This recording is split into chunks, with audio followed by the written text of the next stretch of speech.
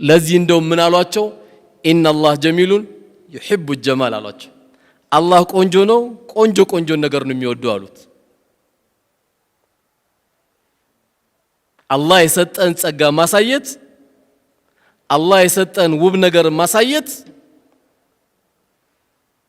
አላህ የሚወደው እንጂ አላህ የሚቆጣበት አይደለም ቆንጆ ገንዘብ ሰጥቶ ሁሌ ነጭ ሽሮ የምትበላ ከሆነ ትጠየቃለህ አንተ ለምን ስጋ ያልበላው እንዴ አይ አላህ ይቆጣብኛል ለምን ይቆጣባል ይሄን የሚለው ሰው ምን ስለሆነ መሰላችሁ ቋጣሪ ነው አውቆ ነው በዲን የሚያሳብበው አብላ የወጥ ሽታ ያጡ የስጋ ሽታ ያጡ ሰዎች አብላ ኒዕማን ገንዘብን አሳይ አላህ ከሰጠ ነገር ልበስ የለበስክበት ሱጁድ ነው የምትደፋበት ምን ችግር አለ ወደ ዛሬው ርዕሳችን ኢንሻአላህ እንገባለን ያው እንግዲህ ትምርቱ ላይ ምን ጊዜም ስንማማር ተናጋሪው ጥሩ ሆኖ አድማጩ መጥፎ ሆኖ አይደለም እኔም አንዱ የሰው ልጅ አካል ነኝ ካሉት እዚህ ነገር ላይ መማርበት ወንድሞቼን ማስተዋወስበት ካላስተካከልኩት ማስተካከልበት ወንድሞቼ እህቶቼም ካላስተካከሉ የሚያስተካክሉበት ትልቅ ነገር ነውና ኢንሻአላህ እንተዋወሳለን እንግዲህ አላህ Subhanahu Wa Ta'ala በተከበረው ቃሉ ምን ይላል تلك الدار الآخرة نجعلها للذين لا يريدون علوا في الأرض ولا فسادا والعاقبة للمتقين ይላል ያቺ የዘላለም አገር የምትባለው ታላቋ አገር ለነዛ በመድር ላይ መኮፈስ ለማይፈልጉ ሰዎች ነው ይላል አንድ ትልቅ አገር ሁሉም ይጠብቃል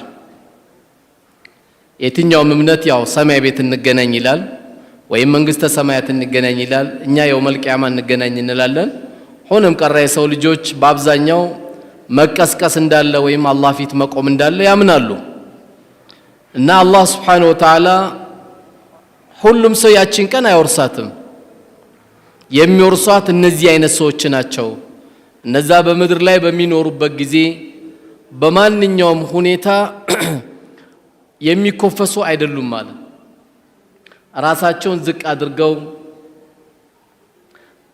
ራሳቸውን አሳንሰው ከትንሹ እስከ ትልቁ ላይ ሳይኮፈሱ የሚኖሩ የሆኑ ሰዎች አላህ Subhanahu Wa Ta'ala ያቺን ሀገር ያዘጋጀውት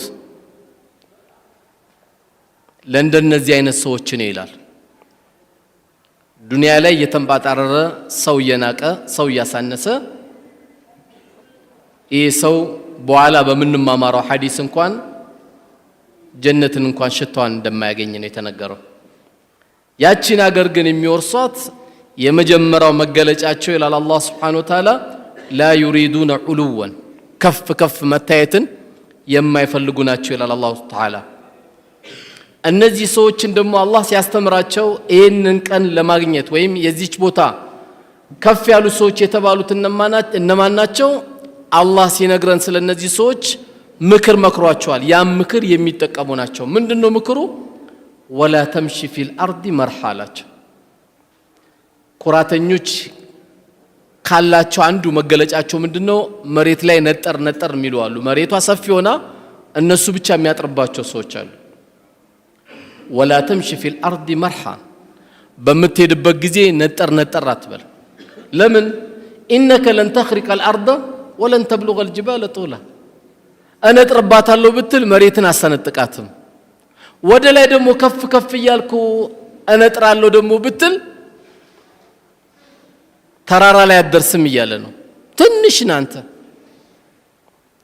ሰዎች የበለጠ ትንሽነታቸውን የሚያዩት መቼ ነው በአሁን ሰዓት የተነሳው አውሮፕላን 20,000 ጫማ ርቀት አለው ተብሎ ከአውሮፕላን መስኮት አግኝተ ወደ ታች ስታይ ጉንዳን ነው የሚያክል የሰው ልጅ ጉንዳን ቺን ነው የሚታከል ሺህ ሆኖ ተሰብስበው አሉ ሺህ ጉንዳን ነው የሚመስሉት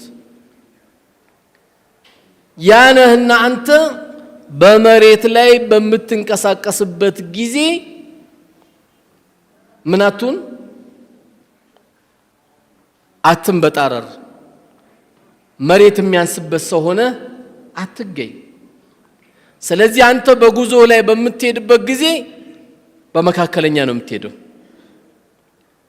አንዳንዴ ከፍ አትበል ሲባል ደግሞ አንዳንዱ ዝቅ ብሎ ስብር ብሎ የሚሄድ ካለ ይሄ እብድ ነው ይሄ ራሱ እስልምና ስብራትን አይደለም የሚያስተምረው ቀና ትላለህ ማንንም ታከብራለህ ዝቅ ማለት የሚባለው ነገር ምንድነው ሰዎች ላይ የበላይ ሆነ አትታይ ነው እንጂ ከኢማን ቆጥሮ ጎንበስ ብሎ ሲሄድ ያዩት ዑመር ኢብኑ አልኸጣብ ቀናበል ነው ያሉት ምክንያቱም እንዲህ ጎንበስ ብለህ የምትሄድ ከሆነ ከመኪና ትጋጫለህ እስልምና በድሎ ልትል ነው ከመኪና ተጋጭተህ ቀና ትላለህ ድንገት ሰውነህና ያየ ወንጀል ካለ አይነን ትሰብራለህ የማይፈቀድ ነገር ካለ አይነን ሰበር ታረጋለህ ስለዚህ መንገድ ላይ በምትሄድበት ጊዜ ነጠር አትበል እያለ አላህ ይመክረናል ይሄ አንዱ የኩራት መገለጫ ስለሆነ ስለዚህ በቀስ ብሎ ከመሄድና መሬት ላይ ነጥሮም ከመሄድ በመካከለኛ ምክንያቱም ይሄ ኡማ ትልቁ መገለጫው ምንድነው ኡመተል ወሰጥ ነው በማንኛውም ነገር ይሄ ኡማ መካከለኛ ነው ሲበላ አይኑ እስከሚያፈጥ ድረስ መብላት የለበትም ሲበላ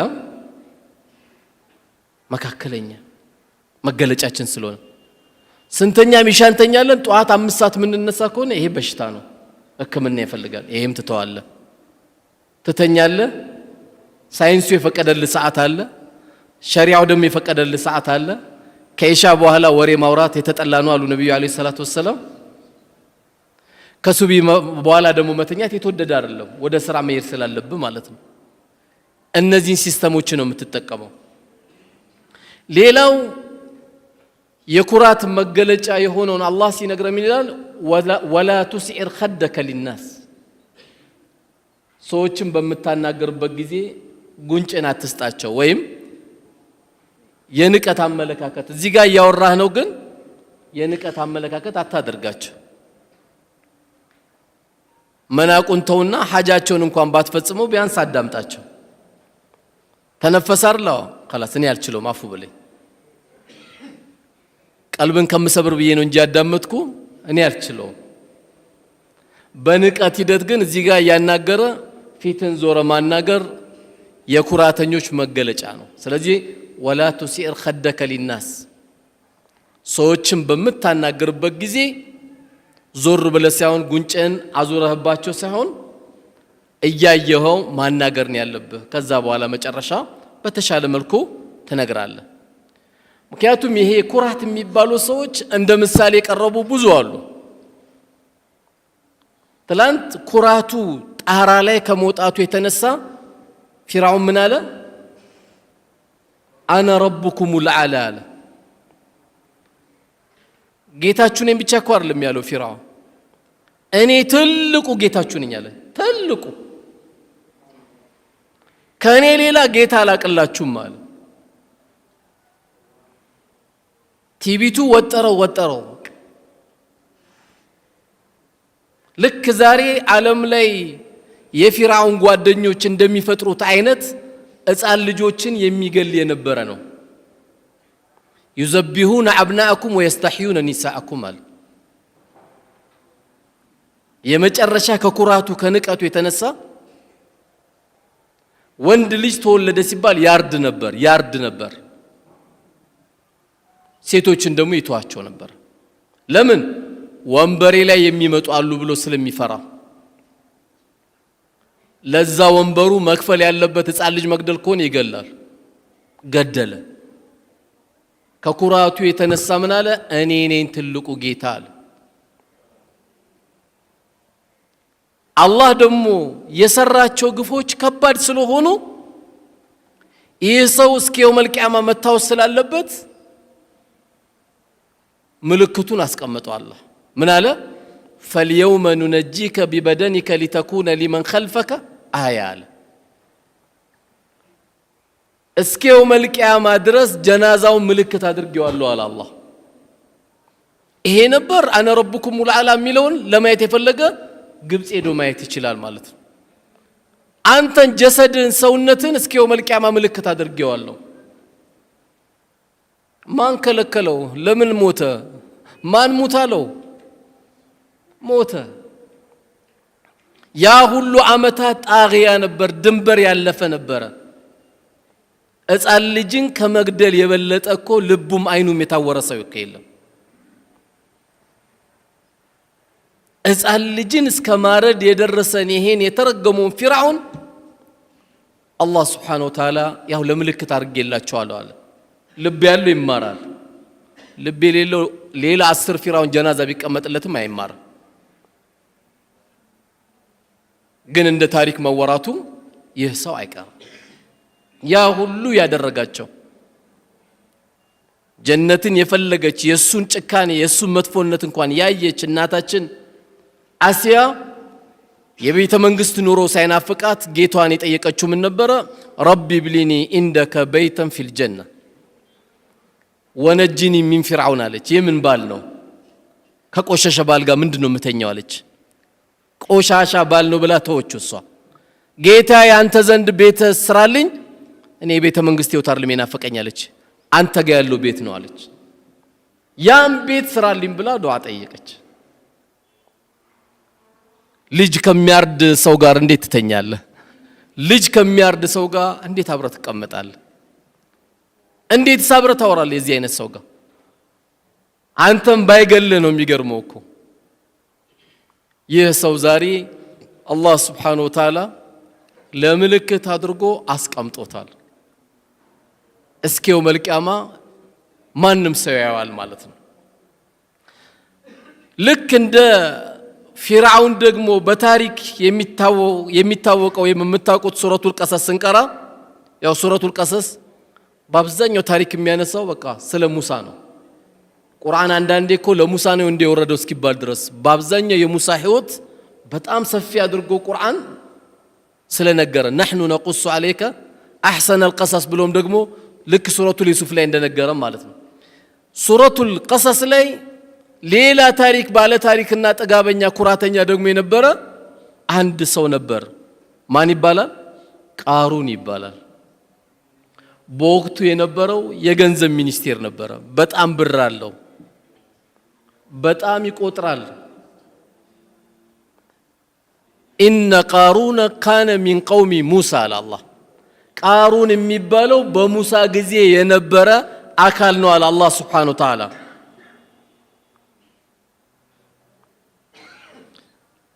ይህ ቃሩን ድንበር ባለፈ ጊዜ በወቅቱ የነበሩት አላህን የሚፈሩት ሰዎች ምን ብለው ይመክሩት ነበረ?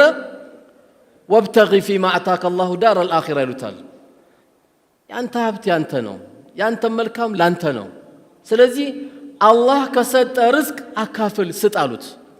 ወብተጊ ፊማ አታከ አላሁ ዳረል አኺራ፣ ያቺ የመጨረሻ ሀገር የሆነችውን ጀነት ግዛበት ብለው ሰዎቹ መከሩት። ይህን በመከሩት ጊዜ በጣም ቆሻሻ ንግግር ተናገረ። አንዳንዴ እንዲሚል ሰው ስላለ ነው።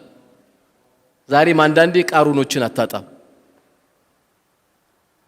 በጣም ከበደው የተባለው ነገር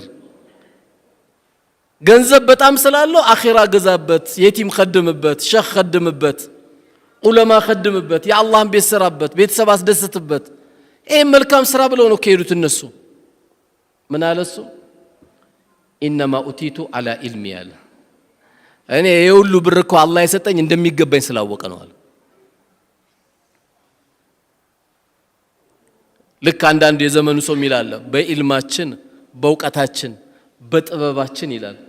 ማታ 4 ሰዓት ተኩል ስታየው ያለ ጥበቡ ወርቋል፣ ተኝቷል እኮ። የቱን ያንተ ጥበብ? በአላህ ኃይል እንጂ አንተ የለህም። ቃሩን ከባድ ንግግር ተናገረ። በቃ አላህ እቺን ከባድ ንግግር ቁርአን ላይ ያስቀምጣት። ጉራው ደግሞ አላህ Subhanahu Wa Ta'ala ምን አደረገው? ይሄን ባለ ጊዜ فخسفنا به وبداره ገንዘቡንም እሱንም አስምጫዋላት መሬቱ። ያ የጎረረበት የሚባለው ገንዘብ መሬቱን ማናገራት አስምጭ ከነ ገንዘቡ። መጀመሪያ እሱ እየሰመጠ ነበረ። ከዛ ምን ብሎ ተናገረ? ሙፈሲሮች እንደሚሉት እኔ ሰምጬ ሙሳ ብሩ ሊወስደው ነው አይደል? ብሬ ሊወስደው ነው አይደል?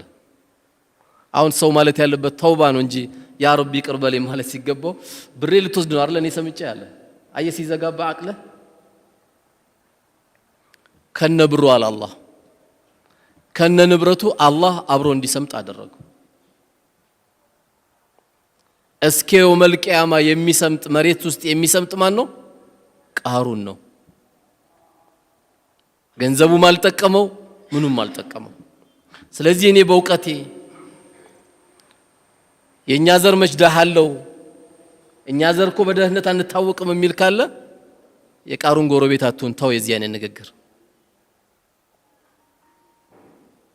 ማንም የሰው ልጅ ሲወጣ ራቁት ነው የወጣው። ከዛ አላህ Subhanahu Wa Ta'ala የሚፈልገውን ነገር አከፋፈለ። ሲያከፋፍል ቂብላ ስለዞርክና ሙስሊም ስለሆንክ ሳይሆን ላላመነውም አላህ ይሰጠዋል። ይሄ የሱ ስጦታ። ኩራተኞች ሌላ ሶስተኛ ኩራተኞች በተለይ ወንበር አለን፣ ጠባቂ አለን፣ መሳሪያ አለን፣ ከዓለማት ሀያልነን ለሚል ሁሉ እንደ አምባገነን ከሚገለጸው አንዱ ማን ነው? ነምሩዝ ነው። ነምሩዝ በማን ጊዜ የነበረ ነው? በነብዩላህ ኢብራሂም አለይሂ ሰላም ጊዜ የነበረ ሰው ነው። ይህ ሰው አነ ኡህይ ወኡሚት ብሎ ሁሉ ተናግሯል። እኔ እገላለሁም ሕያውም አደርጋለሁ አለ። እገላለሁ ሕያውም አደርጋለሁ ሲል የነበረው እስቲ ያሳየን ሲሉት አንድ ሰው ይገልና ከእስር ቤት ደግሞ አንዱ ሲያወጣና ይሄው ሕያው አደረኩት ይሄው ገደልኩት ይላል።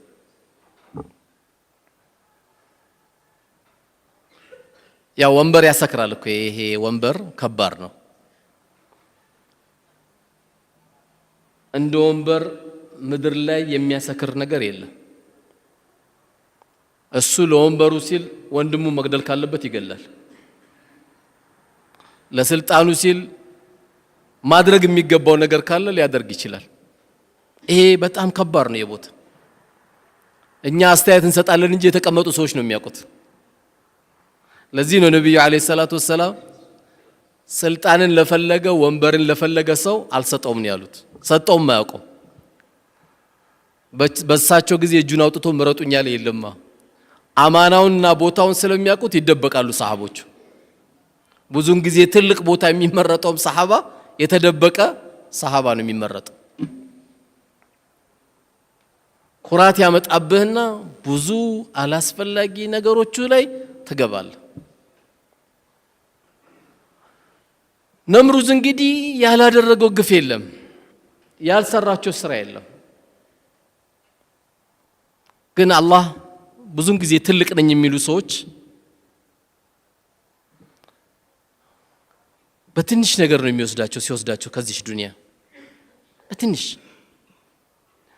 ነምሩዝ የሚገርማችሁ እኔ ገላለሁ አነሳለሁ የሚለው ነምሩዝ አላህ Subhanahu Wa Ta'ala እኮ የቀጣው በአፍንጫው ትንኝን የላከለት ወኢነ ጁንደና ለሁሙል ጋሊቡን ነው። የኛ ወታደሮች ምን ጊዜ ማሸናፊዎች ናቸው ነው የሚለው አላህ። ነፋሱ የሱ፣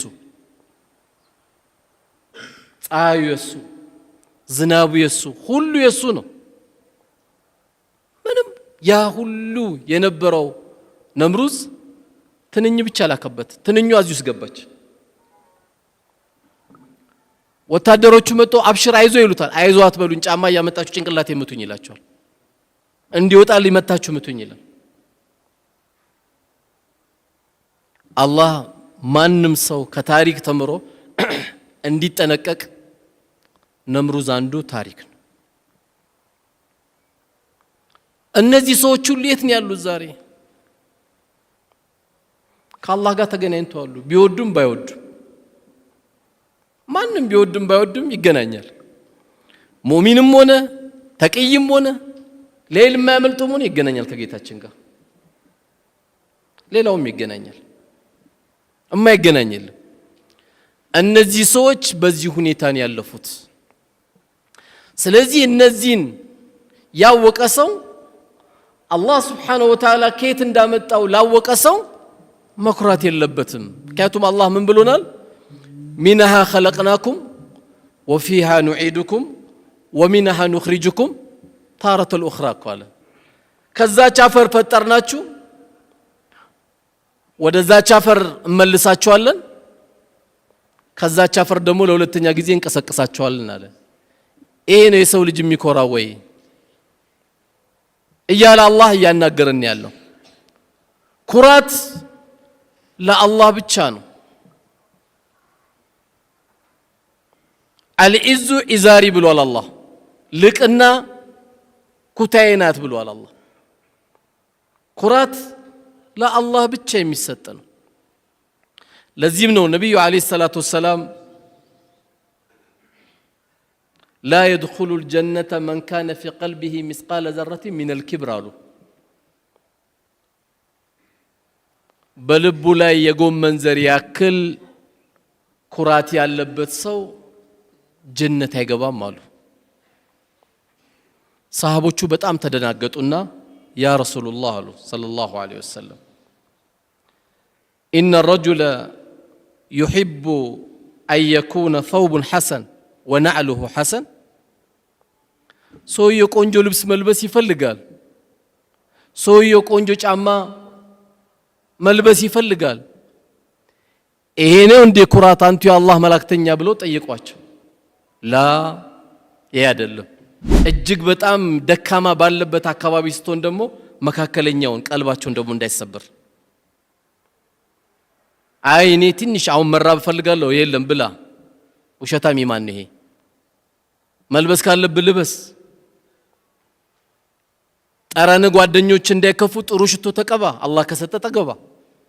ካልሆነ ደግሞ ጥሩ ታጠብ። የግድ ሽቶ አይጠበቅብህም። ካላገኘ ጥሩ ታጠብ፣ ሽታ አይኖር። አላህ ቆንጆ ቆንጆ ነገር ነው የሚወድ። ዝርክርክ ከሆነ ደግሞ አትግባ። ቤት ውስጥም ነቃ ብለህ ግባ፣ ፈታ ብለህ ግባ። በእርግጥ ከመስጊድ የሚገቡ ባሎች አምረው ነው የሚገቡት። ለምን? መብራት ይዘው ነው የሚገቡት። ቤታቸው ኑር ነው ይዘው የሚገቡት። አባት ከመስጊድ ሲገባ ኑር ነው ይዘው የሚገባው። ስለዚህ ኢነላህ ጀሚሉን ዩሒቡ ጀማል፣ አላህ ቆንጆ ነው፣ ቆንጆ ቆንጆ ነገር ይወዳል። ቆንጆ ቆንጆ ነገር በመብላት አላህ ይጠይቀኛል አይባልም።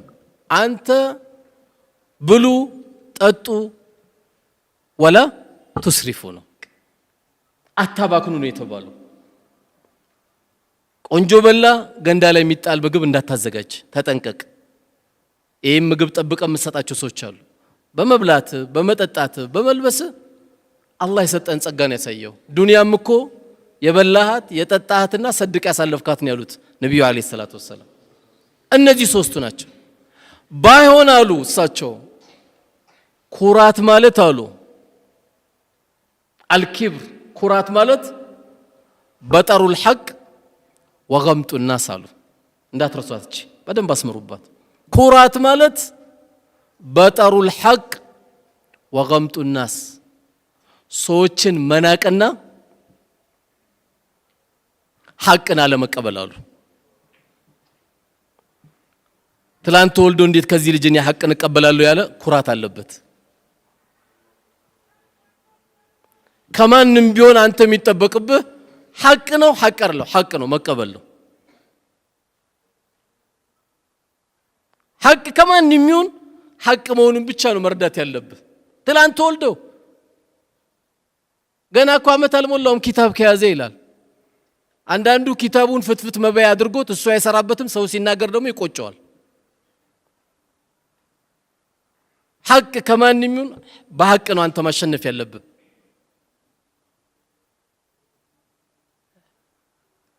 መለኪያችን ሰው ሳይሆን መሆን ያለበት መለኪያችን ሐቅ ነው፣ ሐቅ አይደለም።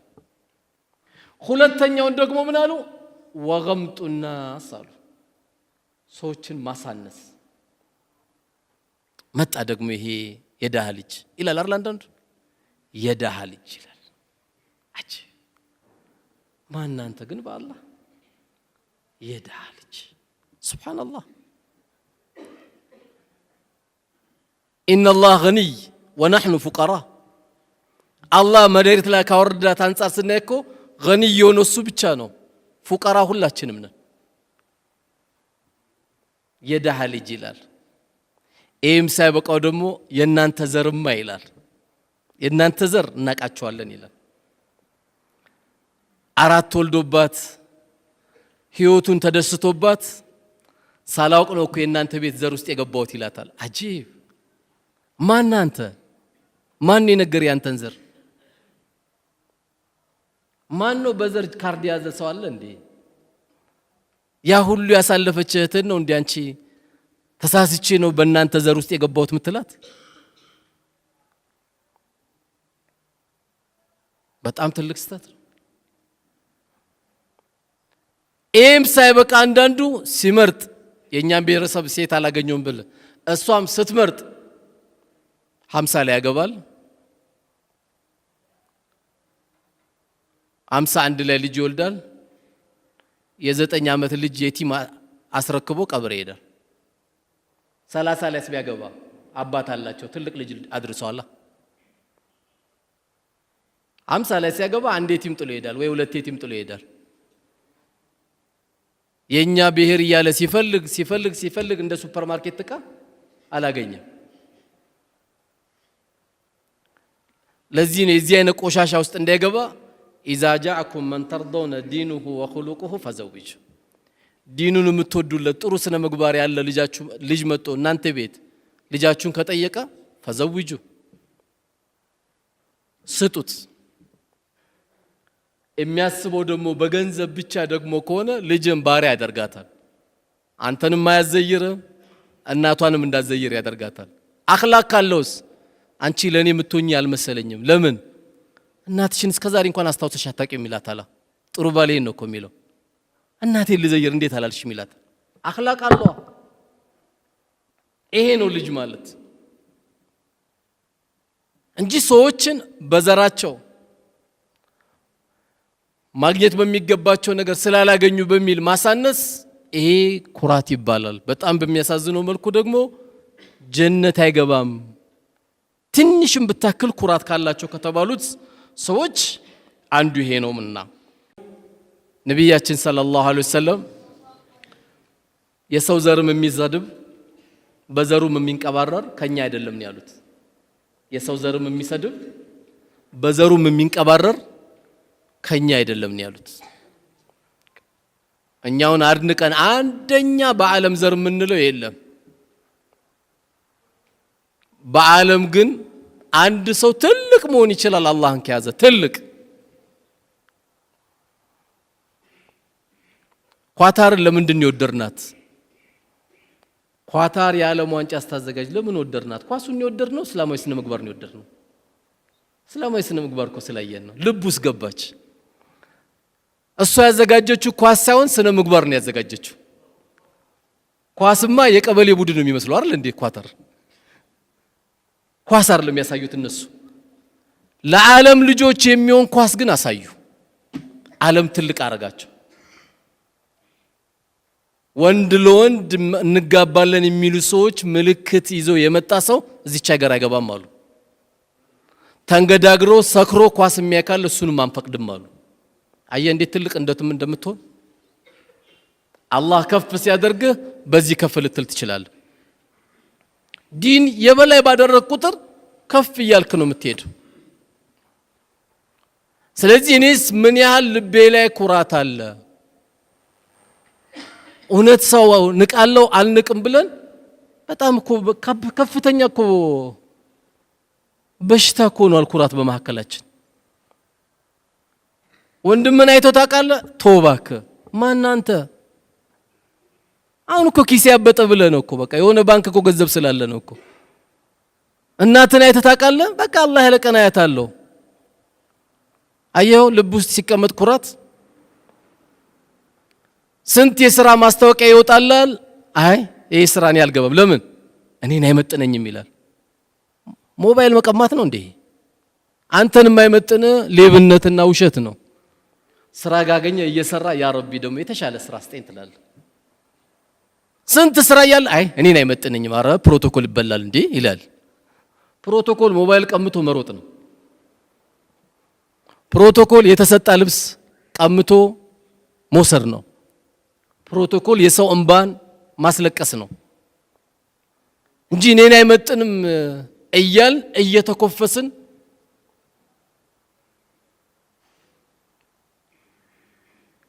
ሳታስበው 4 አይነት 5 አይነት 6 አይነት ምግብ ይቀርብልሃል። አንተውን በጣም የተንከባከቡ ይመስላል። ትንሽ ይዮንክን ያለው ውጣና ስራ። አንተ አንድ ደካማ ሰው ነህ። ዓለምን ያንበረከኩት ሞዴል የሆኑት ሰሃቦቹ መፍለጫ ይዘው ነበር እንጨት የሚፈልጡት የነበረው። መፍለጫ ይዘው እንጨት ቀረጣጥፈው ሰባብረው ይሸጡ ነበር። ማን ስለሆንክ ነው አንተ? እንደውም ወጣ ነው መስራት ያለብህ የአባትን ዱንያ እንዳታይ። ይሄ ትንሽ ያረጋል እንጂ ወላሂ ትልቅ ያረጋል።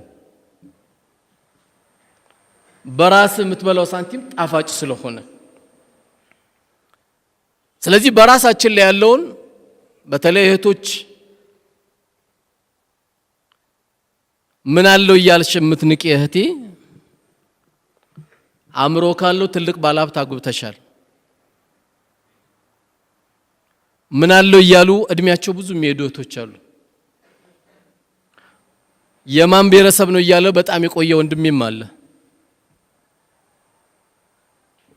የኩራት መገለጫዎቻችን ብዙ ናቸው።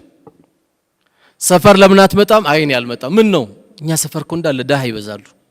ያ ሁሉ ሰው ማየት አይከብድም? ለምን ይከብዳል? ሄደ ዘይራቸው። ቢያንስ አላህ Subhanahu Wa Ta'ala እኮ የማያልቅ ፊት ሰጥቶናል። ምንድነው እሱ? ፈገግ ብለ የአካባቢን ሰው ዘይረ መሄድ። የፈለገች እናት የፈለጉ እህቶች ጎረቤት ካገኘ ወንድሞችን ሄደ ዘይራ። አረ እኔ ደስ የሚል ሰፈር ነው ያለሁት። ሁሉም ግቢውን ነው የሚዘጋው። ቆልፈን ነው የምንውለው። አንድ ጫጫታ የለም። ሹፍ ልብ ላይ ሲገባየው መጣ። መሰረትን አትርሳ። እዛ በባዶ እግር የሮጥክበትም አገር ቤት ሄደ ዘይራቸው። የአካባቢን ቤተሰቦችም ሄደ ዘይራቸው። የደሃ ፊት አላይም እንዴት ይባላል? ማንና እስቲ አንተ ተናገር። ማላችን እኮ 1 ቢሊዮን ብር ያለው የለም። በቃ 1 ሚሊዮን ብር ሲይዝ ዱንያ ሙሉ የተቆጣጠረ የሚመስለው ሰው አለ። አሁን 1 ሚሊዮን ብር የቀበሌ ቤትም አይገዛም። አልሰማም ይሆናል እሱ ምንም የትም ያደርግልን። ትንሽ ብር ይዘን የደሃ ፊት ጠላን ብለን እንላለን። ሐቅ ሲመጣ አንቀበልም እንል ሰዎች አለን። ማንነታችን ግን ሱብሃንአላህ ስናይ ራሳችን ምን ተታዘዝበት ቦታ እኮ አለ። እኔ ኩራት ሲሰማኝ ሽንት ቤት ስገባ እኮ ትንሽነትን ታውቃለህ አይደል? ሱብሃንአላህ ባትሸና ኖሮ እንዴት ትኖር ነበር? ትንሽነትን በጣም ትገነዘባለህ። ቀን ሙሉ ያውሉን ሰው አንጫጭ ተሳድበ ደግሞ ማታ 6 ሰዓት ላይ ደግሞ ውልቅ ብለ የቱ ጋር እንደተኛ ሁሉ አታውቅም። አየው ትንሽነትን አትችልም። በምን መለኪያ ነው እኛ ኩራቱ ልባችን ላይ የሚገባው? ውጪ ላይ ሎቲ አንጠለጠለ ስናይ፣ ፐርም የተቀባ ስናይ፣ ዱርዬ ብለን የምንገልጸው ሰው ስናይ አይ አንተ የጃነብ ሰው እያልን እንጠራዋለን። በምን አወክ? አንተን እዛ ቦታ አድርጎ አላህ እሱን ደግሞ አወል ሰልፍ ያመጣዋል። እዚህ ችጋው ላይ ያመጣዋል። ባንተ እጅ እኮ አይደለም እሱ። ወንድሜ ጸጉር ልክ አይደለም፣ እስላማዊ አዳቡን የጠበቀ አይደለም ብለ ሄደ ብትችል ስጦታ ሰጠ፣ ብትችል ሻይ ጋብዘ እንጂ አንተ የጀሃነም ሰው እያልከው እንዴት ነው መስጊድ የሚገባው? ልክ አሁን ላንተ የጀነት ካርድ ያስከነ እኮ የሚመስለው አይደል? የራስህም ካቲማ ገና አላወቅም። ስለዚህ ወንድሞችን በመታይበት ጊዜ ረህመተኛ አዛኝ ነው መሆን ካንተ የሚጠበቀው እንጂ መኮፈሳችን ወንድሞችን ለመለወጥ መፍትሄ ወይ መድኃኒት አይሆንም። ስለዚህ የኛን ካቲማ አናቀም። ሰሃቦች እኮ ጦርነት ላይ መጋደል ላይ ባሉበት ጊዜ አንዱ ከተቃራኒ ተዋጊ ላኢላሃ ኢላላህ ባለ ጊዜ ሰሃባው ገደለው። ሰሃባው ሲገለው እንዴት ትገለዋለህ ብሎ ሰሃባው አጠገብ ላኢላሃ ኢላላህ እያለ እንዴት ወንድምህን ትገለዋለህ ብሎ ሲጠይቀው ባክል ይሸውደኝ ነው አለ። ይህን ዜና እንደውም ሄጄ ለነቢዩ ዓለይሂ ሰላቱ ወሰላም እናገራለሁ አለ። ለሳቸው ተነገራቸው። ለምን እንዲያረካሉት? አይ አንቱ የአላህ መላእክተኛ ሊሸውደኝ ነው እኮ ልገለው ስል ላኢላሃ ኢላላህ ላይ ሊሸውደኝ ነው አሉ። ምን አሉት ታዲያ? ሀል ሸቀቅተ ሰድረሁ ልቡን ሰንጥቃ አይተኸው ነበር እንዲህ አሉት። የውሸት ይበል የእውነት ይበል እዛ ጦርነት መሃል ላይ እንኳን መብት ምን ያህል እስላም እንዳከበረ ጦርነት መሃል ላይ እንኳን ልትነካው አይገባም ነበር አሉት። ሀል ሸቀቅተ ሰድረሁ ልቡን ሰንጥቃ አይተሃሉ ያሉት። ስለዚህ እኛ የራሳችን መጨረሻ አናቅ። አንድ ሰው ዱንያን ተሰናብቶ ሲሄድ የመስጊዱ ጀማዓ ሁሉ ማሻአላህ ማሻአላህ ይሄ ልጅ አላህ ወዶት ነው ከሞተው ከተባለ ይሄ ልጅ መች ሞተ? ወላሂ አንተ ምድር ላይ ላለው ሰው ምስክር ናቸው አሉ ነብዩ አለይሂ ሰላቱ ወሰላም። ምስክር ሆነ ለዚህ ወንድማችን ለዚህ ልጅ ወይ ለዚህ ልጅ ትልቅ ምስክር ሆነ። ስለዚህ ልባችን ላይ ኩራት ሲመጣ ያንንም ትንቃለህ፣ ይሄንን ትንቃለህ። የተለያዩ የሰዎች ጉዳይ ነግረዋል ታረ ገደል ይቆትላለህ። ይሄም ኩራት ነው። የዚህ አይነት ቋንቋ ከሙስሊም ከሙእሚን አይጠበቅም። በአላህና በመጨረሻ ቀን ያመነ ጥሩ ንግግር ይናገር ወይም ዝም ይበል። ጉዳይ ሲነገር ትጨነቃለህ፣ ግባበት ስትባል ነፍስያ ይመጣብሃል።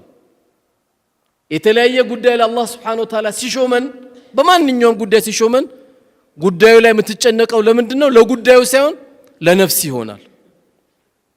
እንዴት ደፈሩኝ ይላል። አንዳንድ አባቶችም አሉ ልጃቸውን መጥቶ አንድ ሰው ሲጠይቃቸው እንዴ ግን እሱ ልጅኛ ቤት እንዴት ደፈረ ይላል። በበር ነው የመጣው፣ በመስኮች መጣ ይልጅ። በበር የመጣ ሰው ግንባሩን ስመህ ነው እንጂ መቀበል ያለብህ። ልጅን የጠየቀ ሰው እኮ ትልቅ ሰው ነው፣ አክብሮካል፣ አላህን ፈርቷል። ሰው ዛሬ እንኳን ወንድን ለሴት ሴትን ለወንድ ይቀርና ወንድ ለወንድ እንጋባ እኮ ብሎ እየጠየቀ ነው አይደል እንዴ? እንደገና ወደ እንስሳት መለወጥ አለብን ብሎ እንስሳቶች ራሱ እኮ ክልክል የሚያደርጉት ነው። እንስሳቶች ወንድ የሆነ እንስሳ ወደ ሴት እንስሳ እንጂ ወንድ የሆነ እንስሳ ወደ ወንድ እንስሳ እንትን አይልም አይቀርብም። ከእንስሳት በታች ነው ብሎ ይሄን እየጠየቁ ነው። እንዴት እነዛ ቤተሰቦች እነዛ ዘሮች የኛም ቤተሰብ እንዴት ደፈሩን የሚላል ዛሬ ወላሂ በስልክ የተነገረኛል። ዛሬ እንዴት እሱ ልጅ ደፈረን ለምንድን ያሉሽ ስላት አንደኛ 15000 ብር ብቻ ነው ደሞዙ ብሎ አባቴ ያነሱብኝ አለች። ሁለተኛ እንዴት እኛም ቤት እሱ እንዴት ደፈረ? እቺ ልጅ እኮ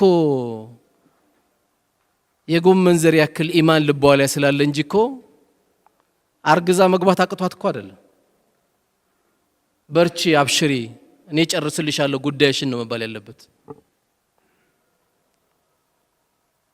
በዚህ የተነሳ ልጆቻቸውን እድሜ የሚያረዝሙ አባቶችም ካለን በየትኛውም አጋጣሚ ይህን ፕሮግራም እንከታተል ካለን አንተ ቤት አንኳክታ የመጣች ባባ አንድ ልጅ ሊያገባኝ ሽማግሌ ልላክ እያለ ነው ቀድሜ ልንገር ካለች እንዴት የኛን ቤት ደፈር አትበል። መሰረታችን ደግሞ አንርሳ። በአብዛኞቻችን በአንድ ክፍል ቤት ውስጥ ነው ያደግነው አይደል? 9 ሆነን ነው ያደግነው። እግራችን ውጪ አድሮን አይደል ያደግነው? አንድ ብርድ ልብስ ለ9 ለ7 አይደል እንዲያደግነው። ይሄ ሲጎትተ ያ ሲጎትተ በጫማ ጥፊ እየመታው በቦክስ እየመታው እየወሰርክ በእንዲህ አይደል እንዲያደግነው። እኛም ቤተሰብ ዛሬ 00 መኪና ስለያዝከ ነው እንዴ ነገ ይቀበላል አላህ ከፈለገ። ሁሉም በሱ እጅ ነው እኮ። ኒስትሮ ለምን አይመጣም? አክብሮ ካለ አንተ ትልቅ ሰው ነው ትንሽ ልጅ አይደለም። የኛ ዘር ሚል ካለ ነብዩ አለይሂ ሰላቱ ወሰለም የቁረይሽ ዘር ናቸው። በጣም የሚወዷት ልጃቸው ፋጢማ ናት። ለሷ ያስጠነቅቋት ምንድነው? ያ ፋጢመቱ ቢንቱ ሙሐመድ ሰሊኒ ማ ኡጢኪ ላ ኡግኒ አንኪ ሚን አላህ ሸይአን።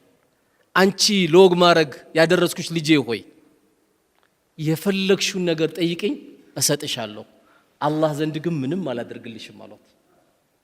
አላህ ዘንድ ምንም አላደርግልሽም፣ የፈለግሽው ነገር እንዳባት ጠይቂኝ አደርግልሻለሁ አሏት። የቁረይሽ ዘር ናት እኮ ፋጢማ። ለምን አልተንቀባረችም? አላደረገችም። ዛሬ የኢማም ልጅ ከሆነ የሸኽ ልጅ ከሆነ የኛ ዘር የሚላል አይደል? አንዳንዴ የኛ ዘር እኮ የወልዮች ዘር ነው ይላል። የኛ የሸይጣን ዘር ነው እንዴ?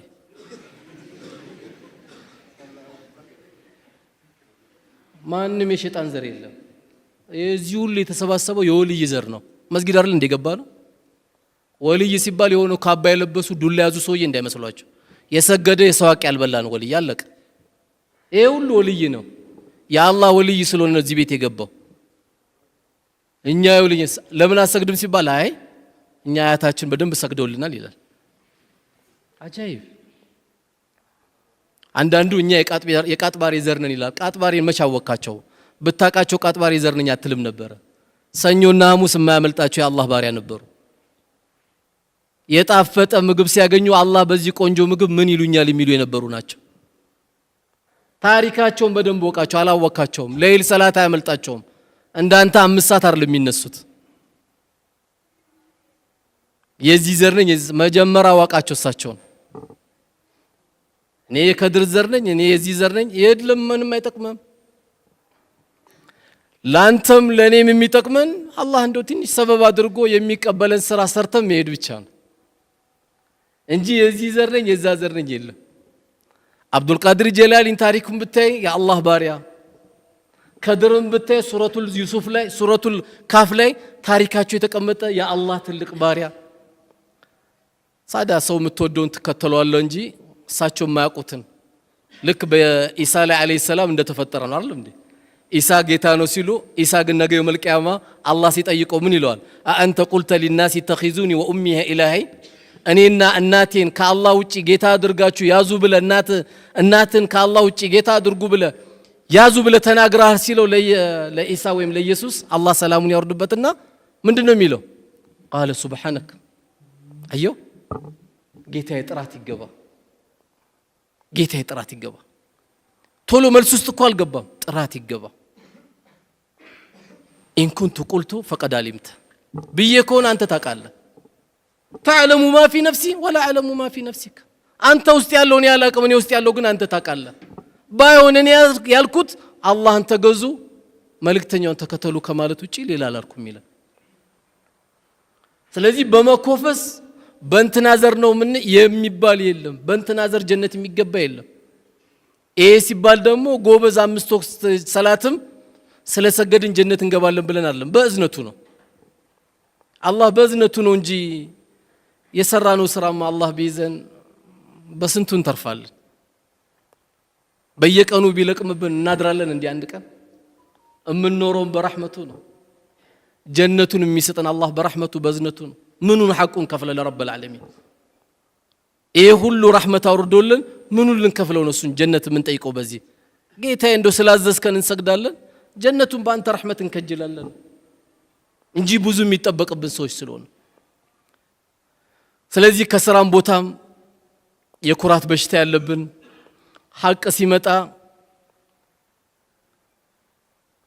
ነገ ጁምዓ እኮ እዚህ መስጊድ ላይ አሁን የቀራው ጻል ልጅ ኹጥባ ሊያደርግ ይችላል እኮ። አሁን ቁርአን የቀራው ጻል ልጅ ኹጥባ ሊያደርግ ይችላል። ማን ይከለክለዋል? አየው እስልምና ማንም አይከለክለውም። ቁርአን መቅራት ይችላል አይችልም፣ ይኹጥባል አይኹጥብም ነው እንጂ የሚባለው ይሄ ጻል ልጅ አይባልም። እንዴት ከጻል ልጅ ሐቅ እቀበላለሁ አይባልም። ትላንት ከተወለደ ልጅ አይባልም።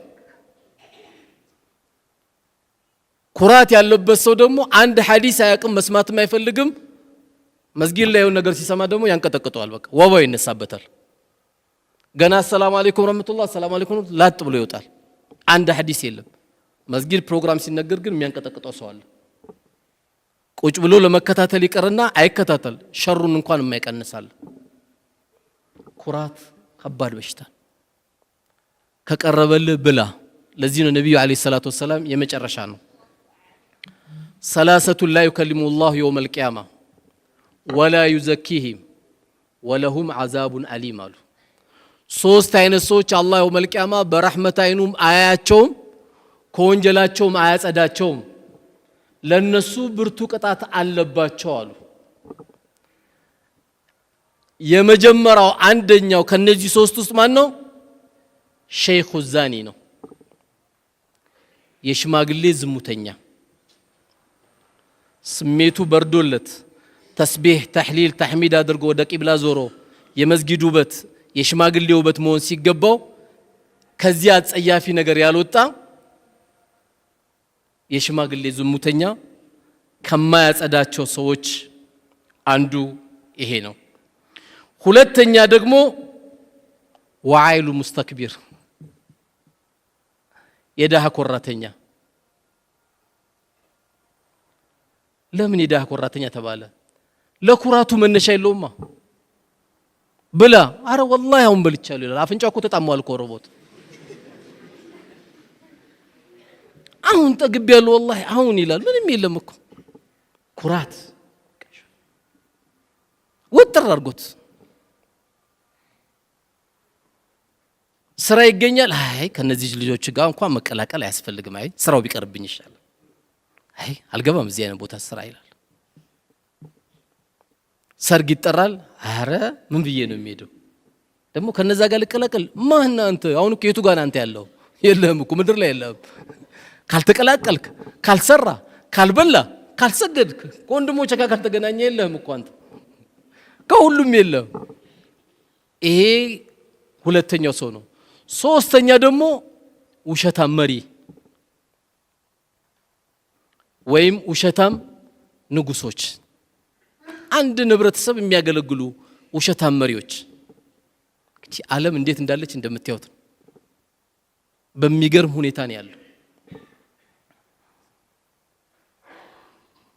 የተለያየ ነገር እናረጋለን ይለዋል፣ የለም። ይሄ እንግዲህ ያው እናንተ በደንብ ታውቁታላችሁ። እኔ ካብራራሁት ያው ለሁለተኛ ጊዜ ቂሊንጦ ታስገቡኛላችሁ። አጠቃላይ ግን ሶስት አይነት ሰዎች አላህ በረህመቱ የማያቸው ከወንጀል የማያጸዳቸው ቅጣታቸው ብርቱ የሆነባቸው ሰዎች የደሃ ኮራተኛ፣ የሽማግሌ ዝሙተኛ፣ የመሪ ውሸታም። መሪ ሆኖ ውሸታም።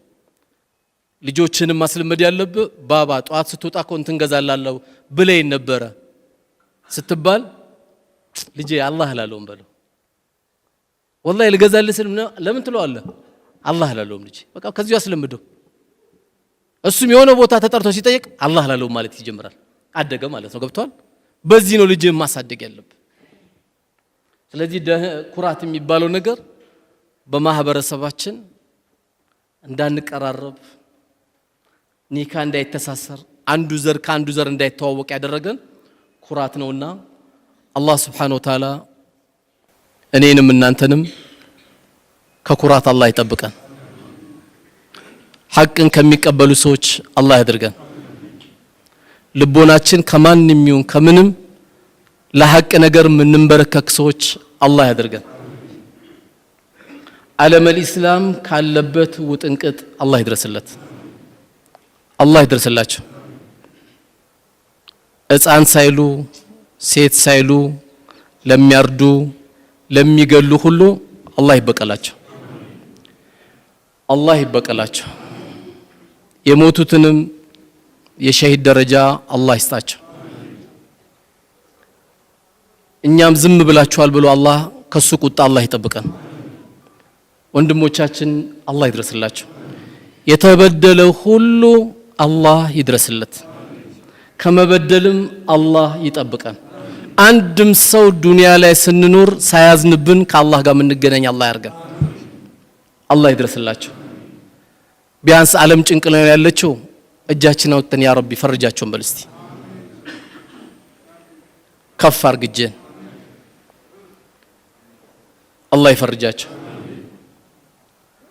አላህ ይድረስላቸው። አላህ ይድረስላቸው። اللهم انصر الإسلام والمسلمين. اللهم انصرهم. اللهم انصرهم. اللهم انصرهم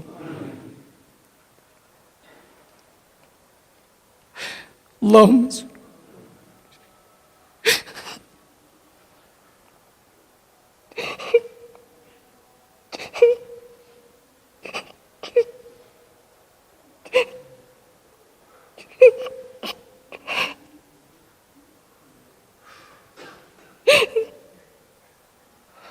اللهم انصر الإسلام والمسلمين. اللهم أنت ترى أحوالهم، قتلوا النساء وقتلوا الصبيان وحرقوا بيوتهم، اللهم احرقهم، اللهم زلزلهم، اللهم زلزلهم. اللهم انصر إخواننا المستضعفين في فلسطين، اللهم انصر الإسلام والمسلمين في فلسطين، اللهم انصرهم، اللهم انصرهم، اللهم انصرهم. اللهم أنت ترى أحوالهم، اللهم أنت ترى أحوالهم، اللهم انصر دينك وكتابك وسنة نبيك يا رب العالمين. اللهم انصر من نصر الدين واخذلهم من خذل الدين.